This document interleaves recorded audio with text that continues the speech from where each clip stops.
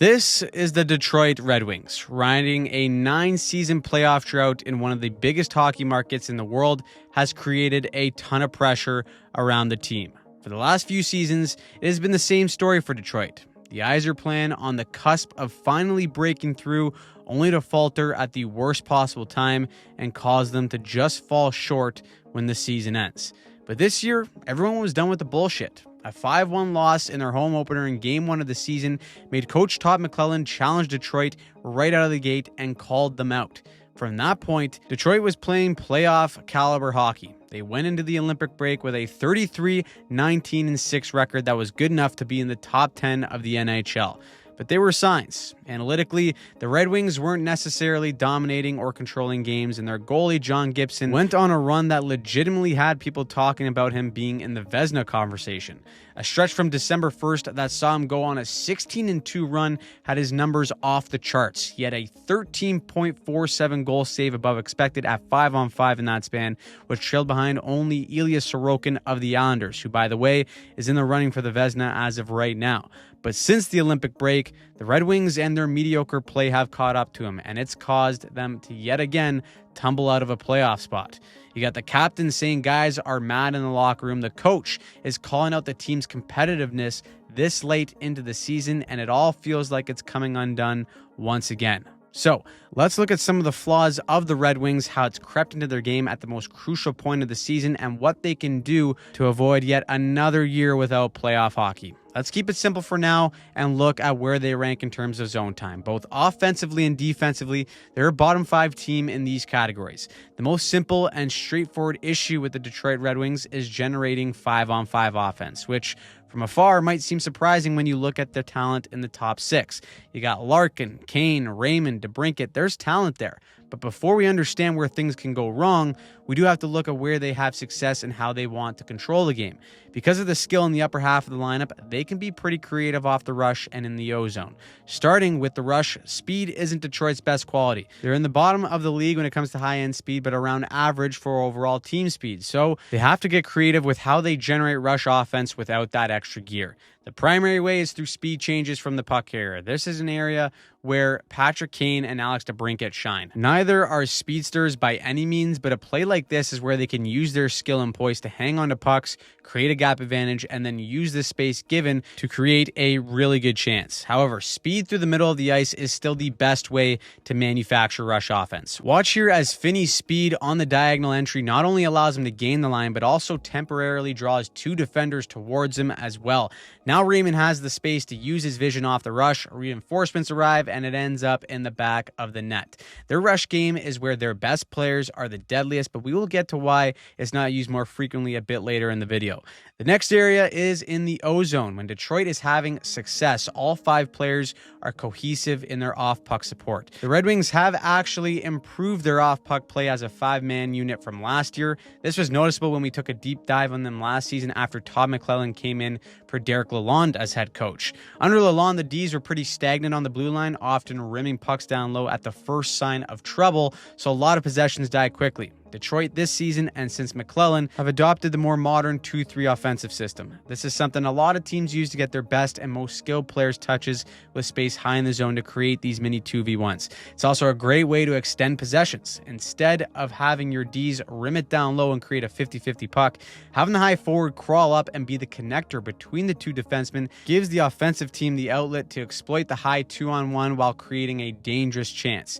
Even off a turnover, Detroit's best players are willing to stay higher in the zone where they can force defensive structures to have to flex out and attack them. That leaves them primed to create a great chance with a well-timed off-puck movement. The issue for Detroit, though, isn't when they have the puck in these offensive situations, it's when they don't. Last year, the Red Wings weren't a great forechecking team by any means. They were actually one of the worst at manufacturing forecheck offense. This year, it's more the same. Aside from a few outliers that are pressuring the puck rather consistently, most of the team is average or below in both pressures and recovered dump-ins. If you want to increase your time with the puck, you have to improve your play without it. It's not a surprise that the teams with the highest O-zone possession in the league also possess a good chunk of players that rank average or above when it comes to forechecking and recovery metrics. If Detroit isn't creating offense directly off the transition, 5v5 offense is really hard to come by for them. This also bleeds into their neutral zone defense as well. The best neutral zone defenses have layers and hold their ground at each line when executed properly. Because Detroit doesn't forecheck very well up the ice, it leaves them susceptible the closer it gets to their net. Watch here as the F1 can't cut off the pass and the F2 isn't close enough to provide direct pressure to the puck carrier. Ideally, the F2 is already on him and the F3 is tight swinging in to protect that middle bump out play. Unfortunately though, because the timing is all off, the F2 now decides to play a little bit more conservative to take away that middle play, while the F3 drifts over kind of aimlessly. Now the gaps are all off. The weak side D has a giant lane to activate, and because Detroit didn't stop the play at the opposing team's blue line, look at all this space Boston now has to step in. Sure enough, it leads to a goal against. This is a frequent issue as well for Detroit. All teams want to get aggressive and protect at each line, but if each layer isn't on the same page for a certain read, it leaves them susceptible for them to get in a lot of trouble. Now, in the D zone, Detroit plays a hybrid system of 5 tight down low and man-on-man up high, which is a good call because the Red Wings' offensive weapons can attack directly off the transition as well if they make a well-timed defensive play. In a properly executed man-on-man, they stay right with the puck carrier here all the way through. They don't get confused by Buffalo's outside scissor route, and the pressure leads directly to a turnover for Detroit. It goes the other way. Kane works his magic, and the Red Wings get on the board. Additionally, when you play 5 tight down low as well, if they hold their structure and get in lanes, a quick block allows the Red Wings' best players to get a fast break and take advantage. The main issue though is still zone time. Like I mentioned earlier, only a handful of teams spend more time in their own end than Detroit. One of the bigger reasons why is because of their lack of success when exiting the zone. There's actually a metric for this called exit success rate. I know, pretty on the nose, but a player who grades out low in this metric is usually turning over the puck frequently in transition. On Detroit's D-core, outside of Mo Seider, the highest exit success rate is Ben Sherratt, ranking in the 50th percentile. This changes how they approach their breakout. For the most part, they do prefer a high flip to evade immediate danger, but that leads to neutral zone turnovers and teams reloading to attack Detroit all over again. They will also use these weak side rims to evade pressure right away, but a solid step up with F3 support by the attacking team keeps them hemmed in. With wingers expecting a weak side rim or a flip out, the tight support from the wingers isn't usually there, and defensemen are left to make these kinds of pressure plays on their backhand. Their D can try and skate their way out of trouble too, but they just don't have the personnel, and it usually leads to a broken possession. Not only does this hinder them from creating rush offense, which is their most effective kind of offense, but it also has them on their heels for an extended period of time. When that happens, fatigue sets in, which means missed assignments, mistakes, and goals against. The Yzer plan has pretty much been a 10-year rebuild in the making. There's some talent on this Detroit team, but there's also flaws as well. And based on the coach's comments this week, the issues could go deeper than what we see on the ice. In practice earlier this week, he said he shouldn't have to extract competitiveness or heaviness out of the players at this time. But here we are, which isn't a good sign at all down the stretch. For years, the Yzer plan has been about patience, but patience runs out, and in Detroit, it already has.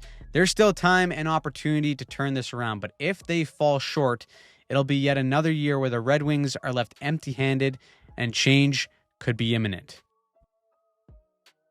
So do you think the Red Wings find a way into the playoffs? If they don't make it, what changes you think come next for the Detroit Red Wings? Let me know in the comments down below. Also, check out Jack Hand's 2026 Hockey Tactics Playbook in our description down below. It is a fantastic book for understanding the tactics of all 32 NHL teams.